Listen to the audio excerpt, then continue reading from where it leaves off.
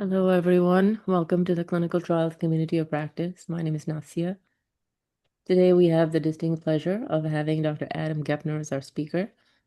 Dr. Gepner is a cardiologist and physician scientist whose work sits at the intersection of epidemiology, geriatric cardiology, and large-scale clinical trial operations. He oversees complex clinical cardiovascular health programs, and his research initiatives are aimed at improving heart-related outcomes for older adults. He brings extensive experience in the execution of high-impact multi-center research. He has served as a key investigator and site lead across a diverse portfolio of major trials. He's currently the PI of a multi-site trial that is designed to help personalize cardiovascular care in older adults. Dr. Gepner has been recognized with the Mesa Young Investigator Award and the Cardiovascular Fellowship Outstanding Educator Award. He's a member of the Alpha Omega Alpha and Gold Humanism Honor Societies, the American Heart Association, and the American College of Cardiology. We're very lucky that he's also a VA investigator. Adam, I will turn it over to you, and thank you so much for doing this. Thank you, and welcome everyone. Um, if at any time you have questions in the chat, please throw them in, and we'll get to them. The goal of this session is really to be interactive. I hope to learn as much from all of you as I hope to share some of the things that have worked well for me and my team. So I have no disclosures that pertain to this talk. So we'll start out with a poll, and Teresa has been nice enough to get some poll questions set up. So if you wouldn't mind just clicking on the answer of your choice, this one's just a yes, no, and clicking submit. And we'll wait a few minutes. But just while we're collecting responses, I'll just share. As a clinical cardiologist, I'm super fortunate to be involved in human subjects research, and ever since I got into research, I've been interested in becoming a PI and clinical trialist.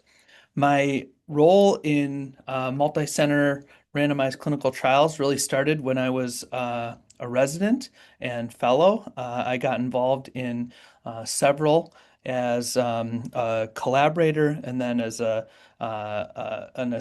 basically helping a site PI, and now finally running multi-site trials of my own. So, can you guys see the results? Can everybody see the results or just me? Teresa, do you know? Yes, we can see him. Oh, perfect. So, everybody knows that about looks like it's about two-thirds, one-third. So that's great. Um, and so for those who are involved, please tell us what your involvement is. And Teresa, you can put up the next poll. And go ahead and click submit. So are you the lead PI? You're planning or applying for a multi-site study. You are a site PI or investigator for somebody else's study, your study staff, or you're just here to learn, which we're all here to learn. So we'll go ahead and take a few moments to get that response. And again, for me, understanding who's here really will help guide our conversation because again, everybody brings a different lens and a different vision to multi-site research. And so knowing who's here, I think will help guide our conversations as we move through the rest of the presentation. So hopefully we'll get some results. Okay, great. Well, we have a lot of coordinators and study staff to learn from, a few PIs, and even some people who are planning a multi-site trial, and a fair number who are just here to learn. Wonderful. That's super helpful. So I told you guys a little bit about who I am already, so we'll skip that and really jump into what I think are some of the core principles of multi-site science. And I think this really speaks to a lot of what we all know already, but putting it out there in these terms may be helpful. So the science is really the why, but the key is the operation. And I think I've identified like three pillars that are I have found to be most important in developing successful multi-site research. And those include standardization, communication, and fidelity. And really the whole goal of multi-site trials is to scale your research without diluting the quality of the data. And that can be incredibly challenging, but also incredibly rewarding when done successful. And it's rewarding both in the number of patients or participants that we can apply our work to, and the different types of individuals who live on this planet with us. So if we do research just in one area, with one group of people, obviously we can't apply those findings to everyone. So that's something that I think is really important.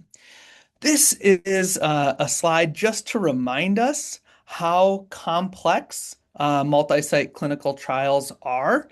And even if you are doing a two-site trial, a three-site trial, a five-site trial, no matter how many sites that you are dealing with, there is a lot of moving parts and a lot of things that you have to keep on your plate and understand in order to be successful.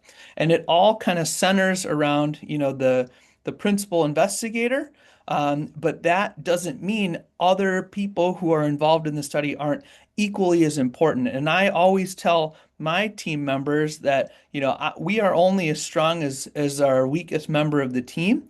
And so helping everyone work at their highest level is really one of the goals, I would say, too, of successful multi-site work, because a single person, I don't care how smart, capable you are, one person cannot do these types of trials alone. This is a perfect example of needing a community to really build successful research programs. So here again, just reiterating the complexity. I'm not going to get into it in too much detail here. So I think one of the first things that I always maybe was a little bit overwhelmed about was, how do we pick our sites? The who, the what, the where, I think are really, really important because if you pick a site that's not a good site, that's a great way for your research program to quickly crash and burn. So we'll do another question. In your opinion, what is the Goldilocks number of sites for a randomized clinical trial? So um, again, you can't choose 0 because then it wouldn't be a trial. You can't choose 1 because then it wouldn't be a multi-site. And again, there's no right or wrong answers. I'm just curious what everybody thinks. So let's see what we found. The Goldilocks number. I'm gonna guess most people chose 7 to 10. Starting to feel the burn. 4 to 6, the sweet spot for diversity and power. I don't even know if that's true. 2 to 3, more manageable. What do you think, Teresa? Can we show some results to our group? All right. Yeah, maybe I led you guys. To be clear, there is no right answer here.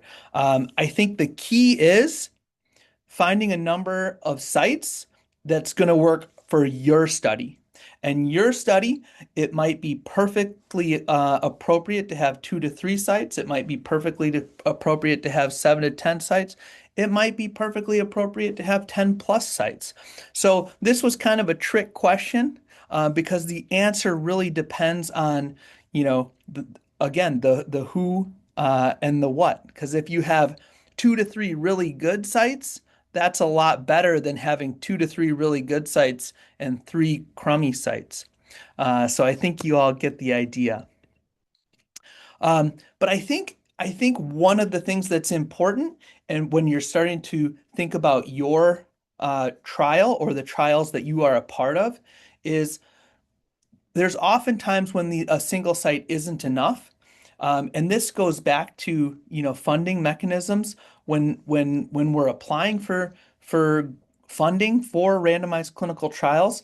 A single site trial often is perfectly acceptable, especially if you are trying to build data or gather information. But once you have kind of set the stage or you have a baseline for your idea, that's when you really need to start increasing your sample size, increasing your generalizability, in order to really make your data and your results applicable to a much broader population and ensure that you're statistically powered to show the medical community that the results that you're generating are actually making an impact. So you really have to know what is your clinical question, and then you kind of let the design of your trial follow from there. And typically it's fairly mathematically easy to develop sample size calculations. So if you find that your sample size calculations are going to require, many people, and from your recruitment efforts on prior sites that you're not going to be able to successfully recruit that many, maybe that's a good time to increase the number of sites. But definitely more is not always better, and there is definitely an exponential cost for each additional site added. I would say, when you're doing a single site trial, it's a lot of work. Adding a second site is also a lot of work. I think once you start getting, more sites, there's just more logistics, more things to be aware of. So again, more is not always better, and it really has to fit into what you're hoping to figure out from your question. But when you are picking sites, really important to think about diversity as a requirement and not an afterthought. So when I think about the sites that I want to enroll, I know I'm here in Wisconsin, but we have a population that is very, very much defined by Wisconsin geography. And so I'm looking for sites that are different than Wisconsin geography so that we can include a more broad range of participants in our trial with different demographics. So curious if anybody has, something they'd like to share, but maybe just think about the biggest mistake you've made when choosing a collaborator or a site. I can tell you from my experience, the biggest mistake I made early in my multi-site career was going with the first person to say yes. We when we're developing, when I'm developing trials or questions, I'm always, you're putting yourself out there as an investigator, and it may be that, people don't like your idea. And so when somebody does say, "Oh yeah, I like this idea and I want to be part of your site or your study, I want to be a study site," that's great, but you really need to have a little more of a vetting process.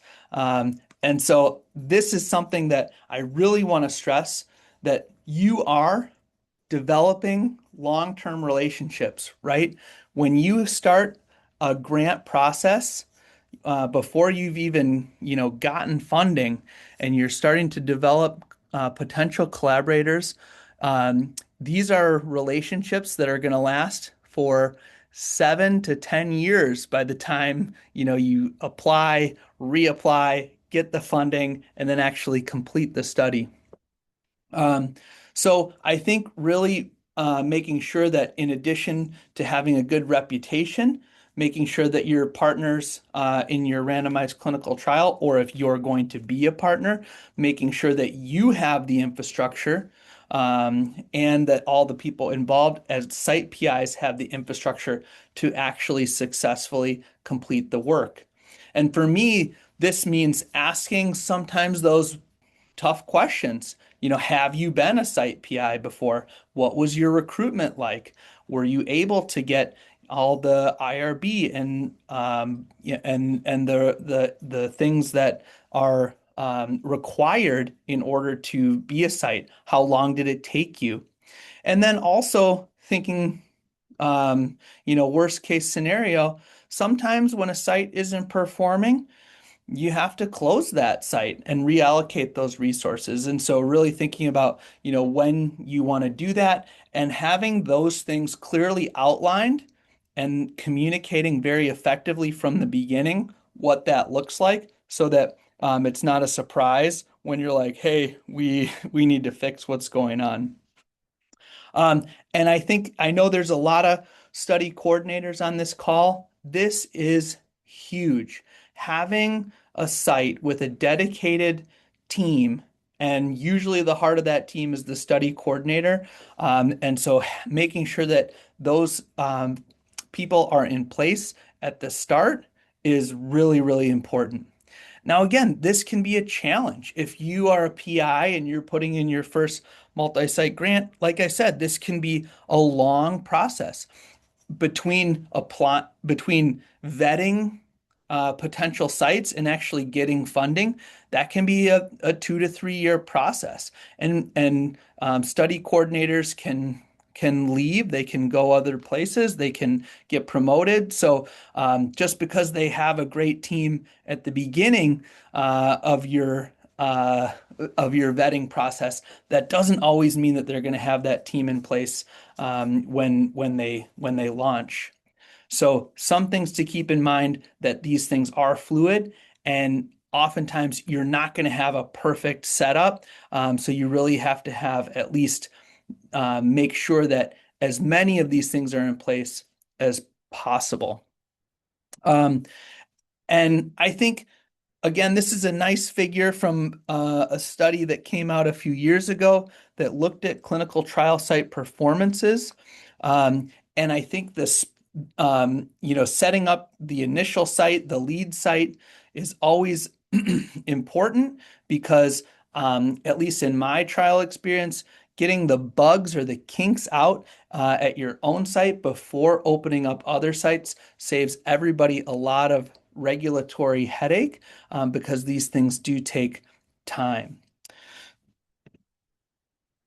And I think the idea that these are long-term relationships is really important. So these are sites completing milestones. So this is from the time from the protocol shipped to the first participant enrolled in days. So you can see, 50% is right here. That's almost 250 days or maybe almost 300 days, right? That's almost a full year before before the first participant is enrolled. And when we look at all sites, sometimes getting up to 100% is out to 800 days. So it can really take a long time to get these things underway because of logistics, but also how much work it takes to coordinate. And I see some questions coming into the chat or some comments in the chat.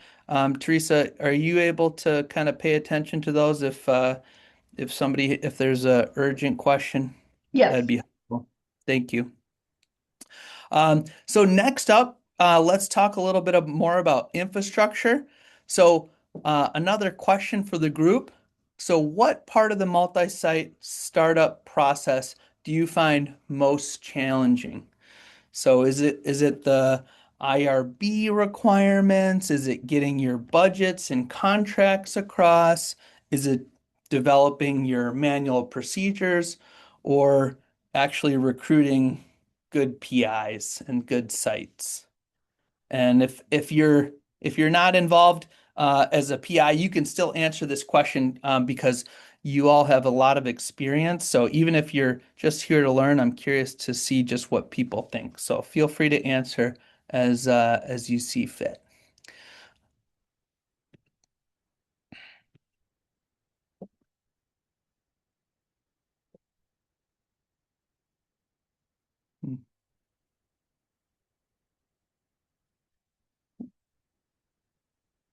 All right, Teresa, how are we doing? Got any answers? Okay. Negotiating IRBs, standardizing the budget and contracts. Yeah, kind of a big spread. And I think this is pretty intuitive because all of these are complicated, and all of them can be sources of frustration. But here's what I would say as a PI. One, subcontracts and subawards are incredibly complex. There's administrative timelines that really no one warns you about, and there's a lot of paperwork oftentimes.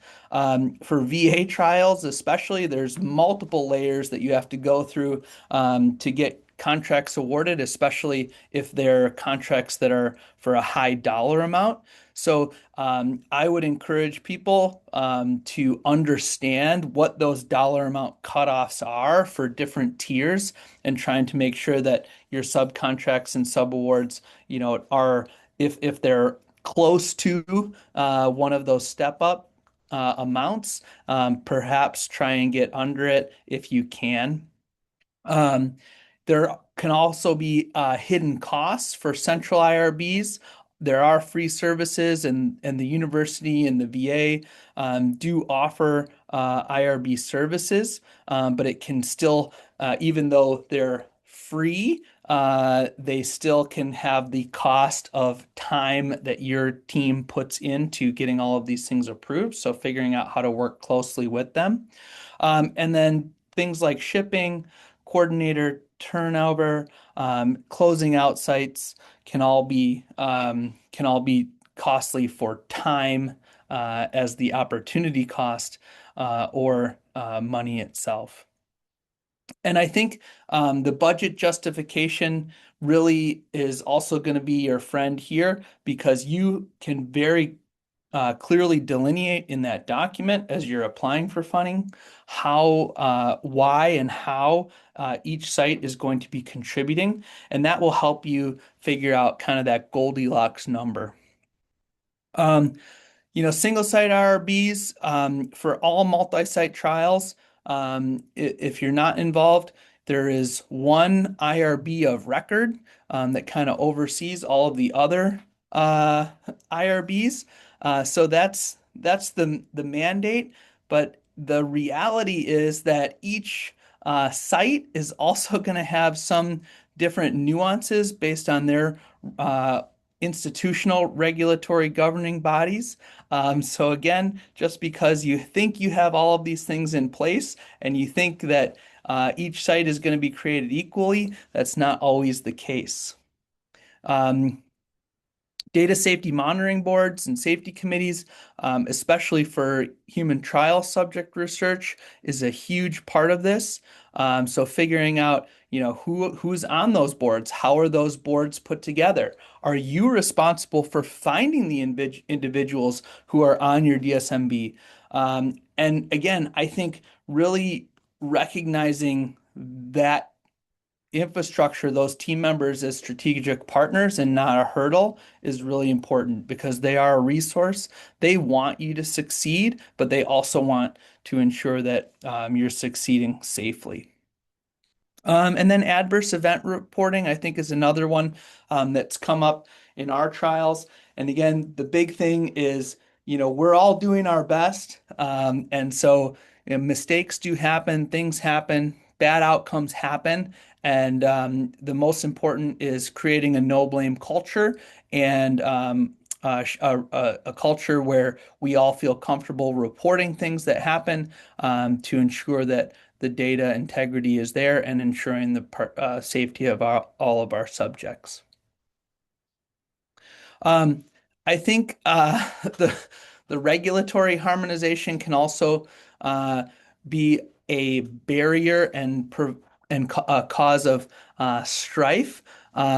So I think one of the important things that our trials have done to be successful is trying to do as much centralization as possible, and making sure that the sites are communicating regularly with each other. Again, quality assurance practices should be in place from the get-go to prevent things like Site 4 is missing their training logs. And then I think this is just a question for the group. What do you think takes longer, finalizing the protocol or getting IRB approval at all sites? And I don't know if we did an official poll for this, but I think you saw, getting all of the regulatory stuff done can take, 800 days or more. The good news is most of us, can get our protocols written and submitted in the 6-month just-in-time process. So I would say from the data, that's going to be the regulatory part.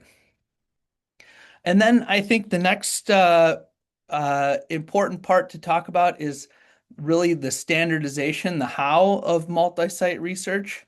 And I think this is something that I will come back to time and time again.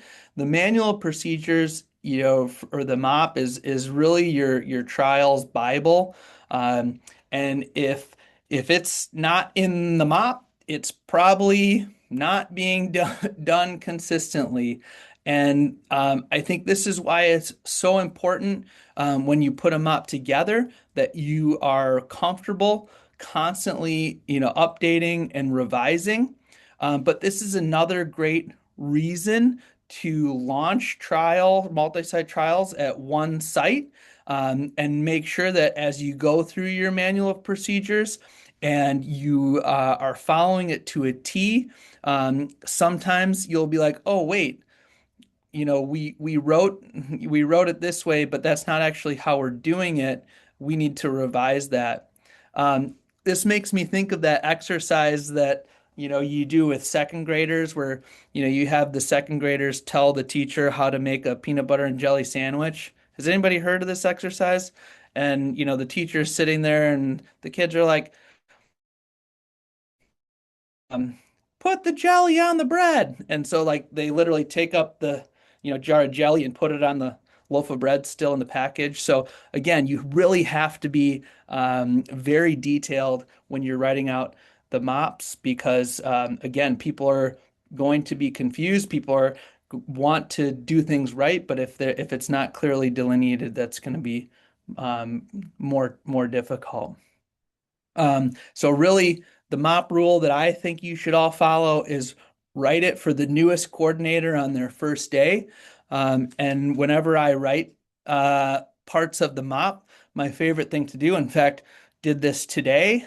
We had to update a MOP, so I made the update, and then I asked my wonderful study coordinator, hey, read through this and do what it says, just like that peanut butter and jelly sandwich exercise. And sure enough, we figured out things that were not clear and were able to update it and make it more clear before we sent it out to the rest of the sites.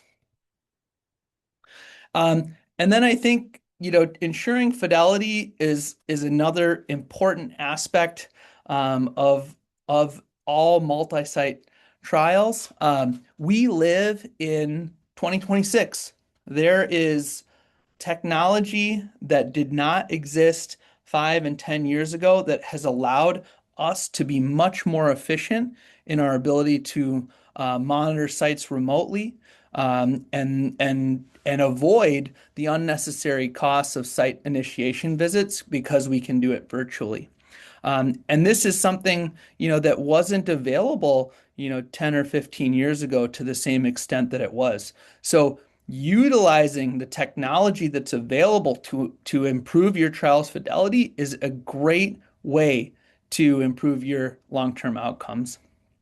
And then making sure that, again, up front, you have corrective action plans in place to figure out how to address sites that aren't doing well, and then also keep momentum going during slow enrollment periods, or maybe even more, keeping momentum going while you're trying to get through the administrative red tape.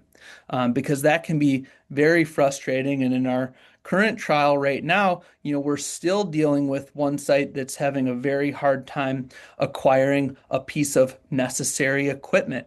And despite our best efforts, it's been months and months, and that site's not able to launch because they don't have the necessary piece of equipment. That's not something that we could foresee, but it really is important. How do we keep that site engaged and feeling like they're still part of the team, even though they're not able to start enrolling? And then, we know we know when the regulatory bodies that govern our studies are going to be asking for continuing reviews. And we know all of the things that we have to do to ensure that if we were to get audited, that we have everything in place to show our regulatory bodies that we're doing things by the protocol and we're doing things correctly. And so the more you can have these things in place, ensuring trial fidelity, the more ready you're going to be, and every site is going to be for an audit starting on day one. And part of that is just asking questions. If you're not sure about something, ask a question. I would say at least once a month, I'm sending some sort of email to either the DSMB or the research office or our research team asking, hey, does anybody know what we for this? And if we don't know, being proactive can really save you a lot of time down the road, because if you do something inaccurately, you're potentially going to be in a position where you're going to miss something or do something incorrectly.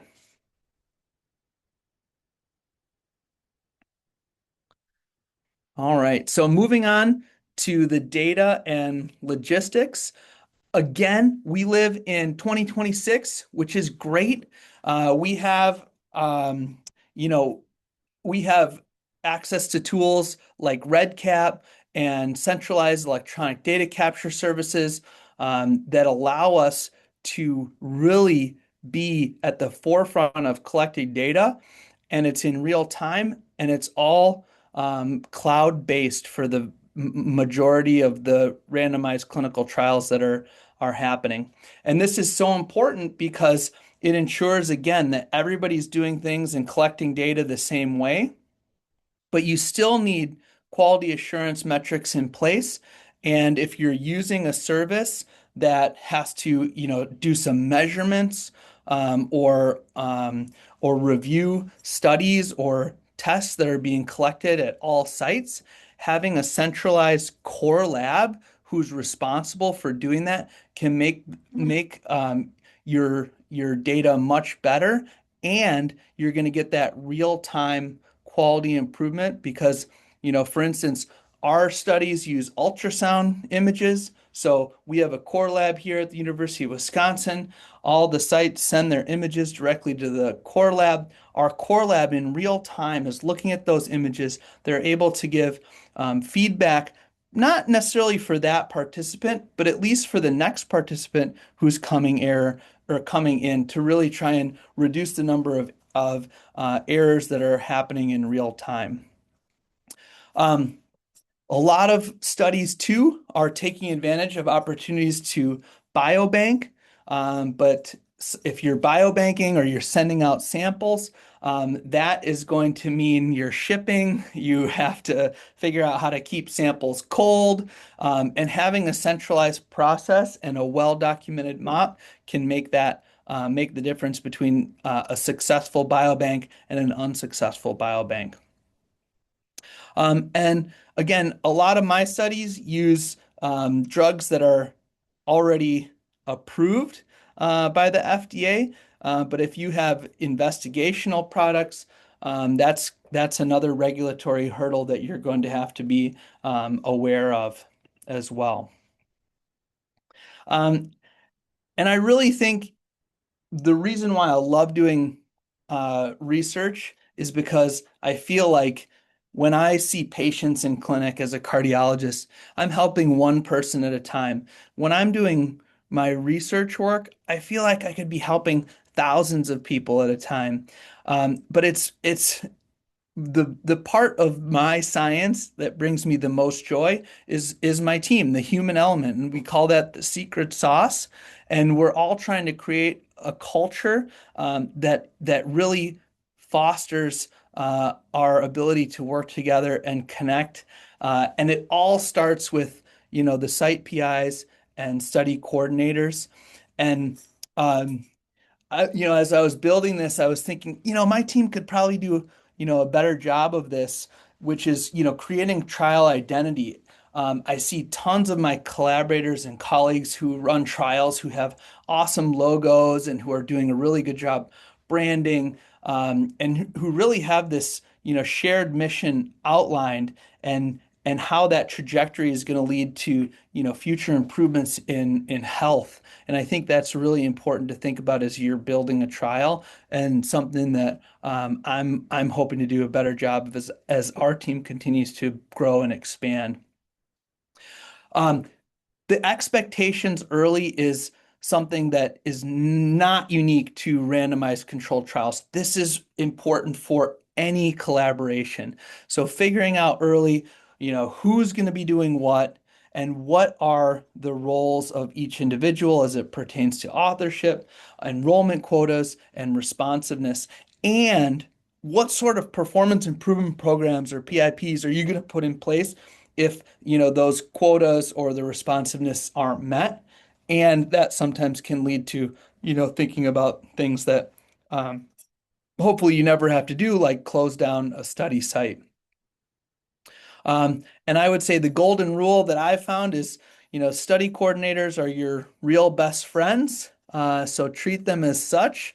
They are a great study coordinator is worth their weight in gold, because these are really the backbone of the team. I can tell you from my trials, we have meetings, bi-weekly meetings where our whole team comes on, and I would say the PIs show up probably, 50% of the time, but the study coordinators are there every single time. They're the link. For better or for worse, a lot of PIs are doing a lot of different things, and can't always make all of these meetings due to other obligations. And so the study coordinators are really the bridge between each site and the PI, and making sure that they know their value is really important. So here's a question for the group. How do you keep distant teams motivated when enrollment slows down? So again, we'll kind of save some of these till the end. I think it'll just be easier to have a discussion at the end, and we'll have plenty of time. So in terms of communication, I think standing meetings are very important. When you develop your multi-site research plan, that is one of the things that you need to include. How often, how frequently, who's going to be there, and making sure that those meetings get done, and they are productive is really important. Sometimes newsletters or office hours can be helpful.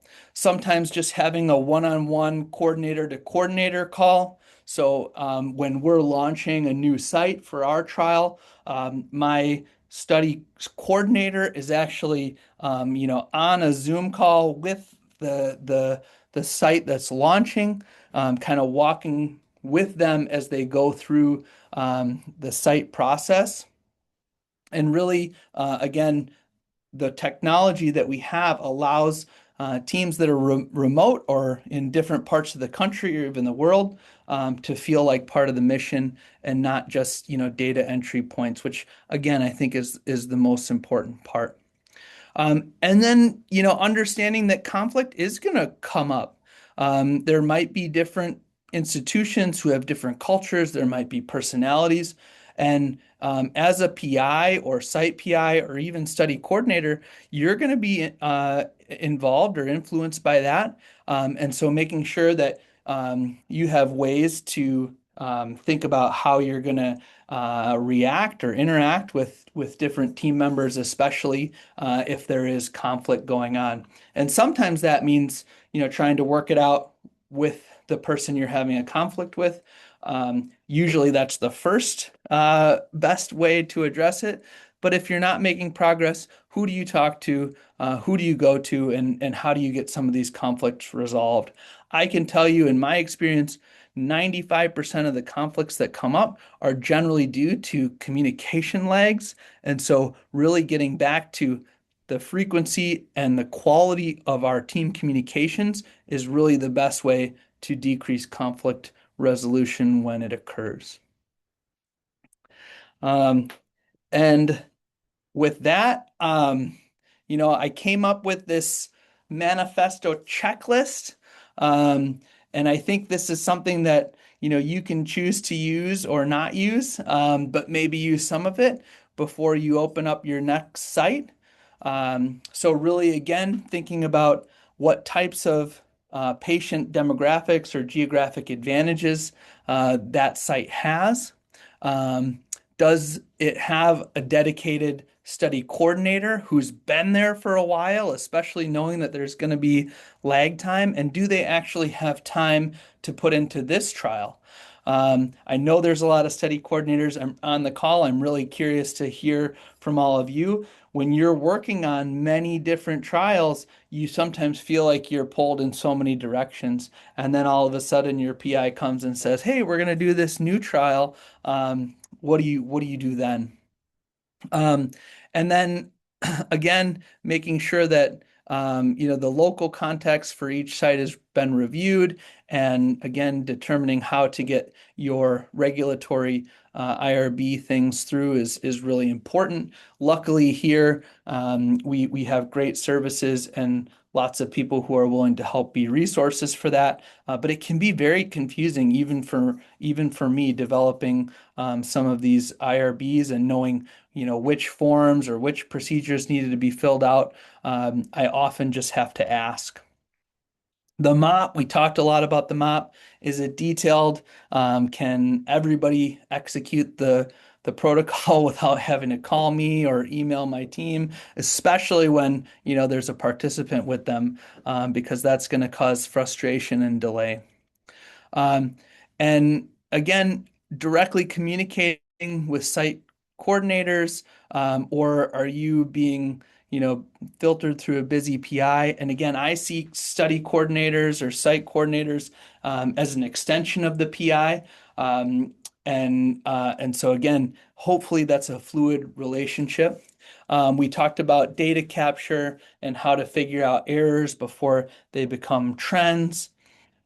We talked about making sure that everybody's on board for knowing their roles and responsibilities and what the potential rewards will be for all the hard work that's being done, how to report adverse events and creating a culture that really emphasizes the importance of patient safety.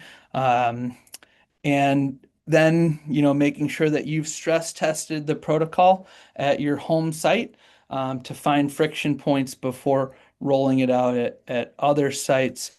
And then making sure again that, each site, if they need the resources to be successful. So if they don't have the resources or there's not alignment with funding or credit or the mission, that site's going to be less motivated to be engaged. We have a lot of resources here at UW, and several of these people are on the call today. So the UW ICTR has a multi-site research support services. They do consults and can provide lots of great information. The NIH and the NIA has a clinical research toolbox. So if you're looking for forms, templates, MOP guidelines, supplies and safety monitoring tools, recruitment and retention resources, which are also available through ICTR as well. And they can deliver online human subject training as well. Again, here at Wisconsin, we're lucky because we're able to get that through City, but again, you might not always be at Wisconsin. The IRB Reliance, you can get a lot of great information about multi-site IRB authorizations at these sites, Smart IRB and IREX, which is the IRB exchange. But again, just great resources that are free and can help you think more closely about some of the regulatory things going on with your study. If your questions aren't being answered by the UW or the VA IRB, or you find yourself at a different institution and you're not sure who to ask. And with that, here's some references.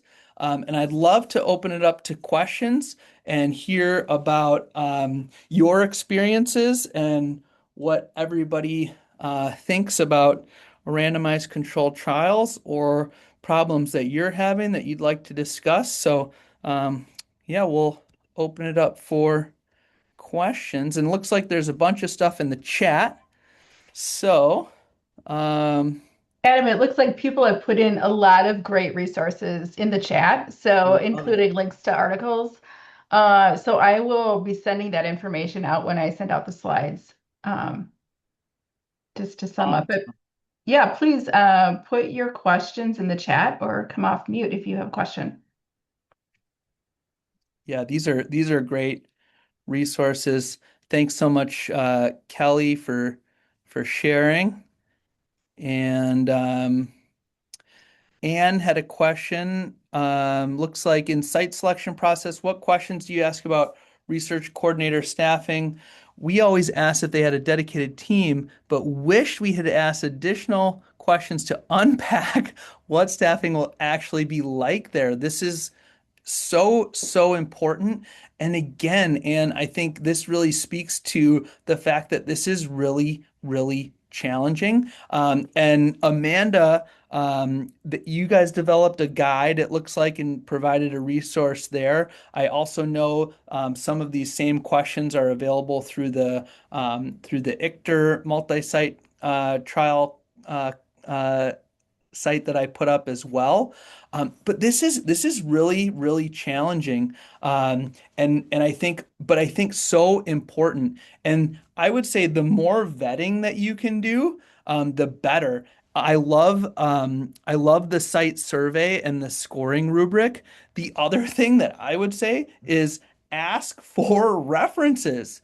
Be like, hey, what other studies have you worked on, and would you mind providing the contact of the PI that you worked with so that I can, get some more information? Having that, arm's length reference can be huge because people, hate to say it, we don't change much. So if you weren't a good collaborator on one site, the likelihood, or on one study, the likelihood is that that will be a potentially more challenging on another site. Um, and yeah, thanks, Amy.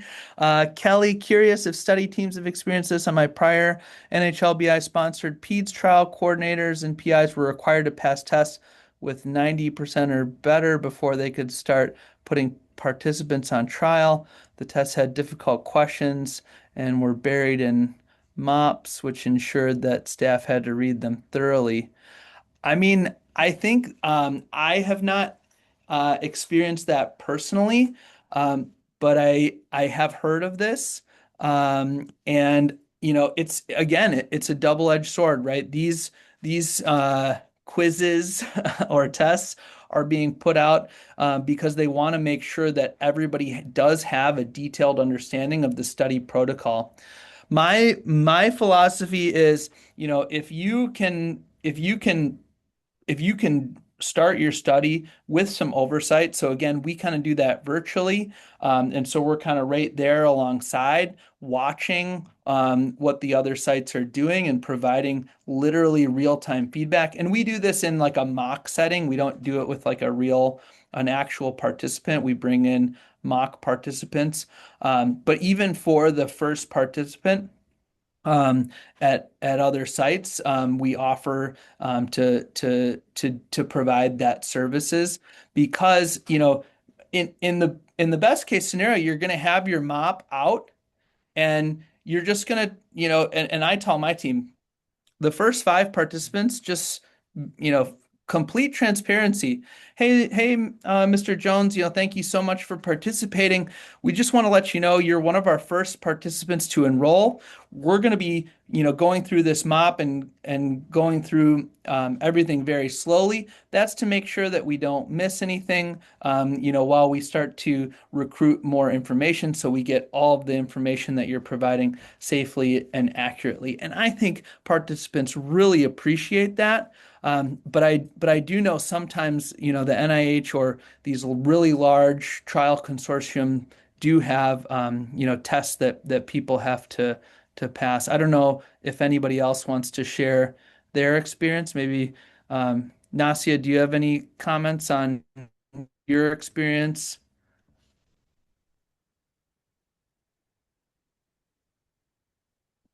Or anybody who's willing to jump in. But yeah, that's a great point. Um, any other questions? Feel free to unmute yourself and ask. Um, Adam, I'll ask a question for you. If you're a new PI just starting out, what are some strategies to find sites that you would recommend? to find sites like when you're first proposing your work? Right. Yeah, good question. Um, so part of it depends on like who your funding source is. So obviously, if you are a VA funded trial, you need it's sometimes easier to find, other VA sites. If you're an NIH funded trial, sometimes it's easier to do non-VA sites. And sometimes if you are, a large trial, it's good to do both. Um, I think when for people starting out, if you have never done any trial work before, I would strongly, strongly encourage people to do a single site trial before they jump into multi-site space, because if you don't have the infrastructure to build your site successfully, there is it just makes building other sites successfully that much more complicated. So I think the first thing is making sure that you, as the PI, as the study coordinator, have the infrastructure that you need to successfully run your site. And not just run it successfully, but just to crush it.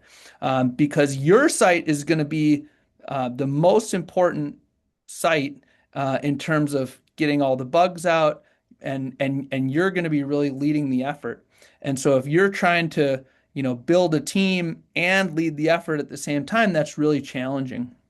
But once you've established your site and you have the infrastructure, you're ready to set out, you want to do a multi-site trial, I think some of the questions that we had, asking collaborators, mentors, sponsors that you know and trust, hey, I'm doing this study. Here's what it's about.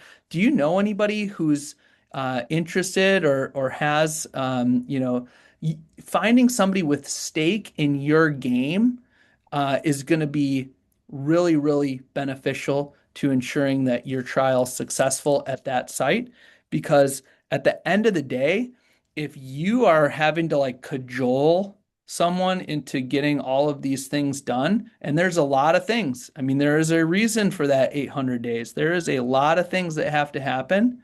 And if you're constantly just having to cajole somebody just to show up to meetings, that's going to make your life a lot more complicated than if you have somebody who's like, oh, I have a shared interest in this, or like a slightly different spin on the trial that you're doing. So yeah, we're going to be collecting all of these metrics that I'm interested in.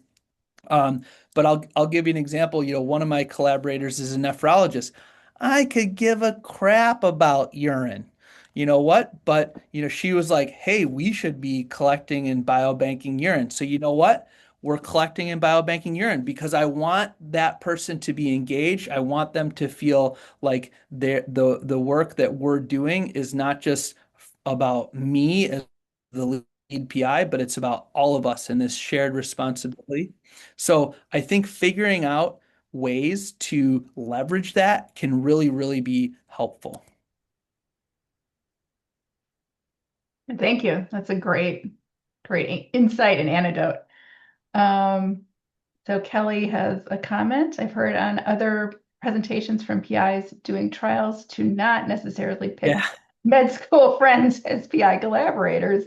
yeah, that's They true. may be awesome, but MDs, That that's true, but definitely not. I would say not the rule. Like, I think if you're gonna think about one of your med school friends, or your PhD or postdoc friends, they should go through the same vetting process as everybody else. Um, so I think you really just have to be mindful and and think about the things that are going to make your trial better. So my philosophy is I'd rather have somebody who thinks differently than me. So as a cardiologist, if I can recruit PIs who are non-cardiologists, I actually think those collaborative relationships are even better because, again, when we go to start analyzing the data, all of a sudden, the non-cardiologists are asking non-cardiology questions, and really thinking about the data that we've gathered in a really unique way. And I think that's really, really important. Um, so yeah, I know we're almost to the end of the hour, but I want to thank everyone for attending. I want to thank uh, Teresa and Nasia for the invitation to present, and hopefully we can continue this conversation offline. If people have questions, feel free to email Teresa and we will she can get you in touch with me or probably answer the question herself a lot of times because Teresa and the whole ICTR group are great resources for multi-site trials as well. And got to give a shout out to another shout out to Amy Hine, my study coordinator, who is just the most golden of gold. We wouldn't do any of the great work that we do without her as the backbone of our team, and give a shout out to all the study coordinators on the call because, again, even if your PI is not telling you it, I'm telling you it. You are the reason for the success of your team, or a big reason. So keep it up, and we'll definitely be looking forward to hearing more from everyone. And if you have ideas, thoughts, or additions for this presentation, we're always looking to improve. So please feel comfortable sharing. Thanks so much, Adam. We really appreciate your presentation and your time today. Absolutely. Have a great rest of your day.